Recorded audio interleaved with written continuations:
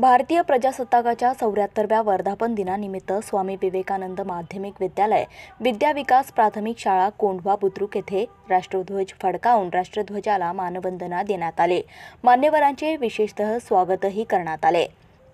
या कार्यक्रमासाठी Rishikesh Bagde secretary, Rotary Club of Pune Lokmanya Nagar, Ajay Wagh, Ravindra Patil, Vasavi Mulle, Manjiri Bagde, Vaishali Patil, Haridas Chavan Dahale प्रमुख उपस्थित होते। प्रजासत्ताक दिन सोहळा निमित्त विद्यार्थ्यांनी राष्ट्रगीत गायन, भाषणे आणि देशभक्तीपर सांस्कृतिक कार्यक्रम सादर केले। तसेच उपस्थित मान्यवरांनी विद्यार्थ्यांना मार्गदर्शन केले। मुख्याध्यापिका सुरेखा कदम, मुख्याध्यापक बाळू कुंभार, श्यामली गोळे, रुपाली वाघमारे, ज्योती बाविस्कर, सुप्रिया घाटे, रेखा मिसाळ, जगन्नाथ केंगार, सचिन कोंडे, राज महाले, मोहिनी मोहोळकर, वर्षा जाधव, दीपाली डोईजोड यांनी विशेष परिश्रम घेतले।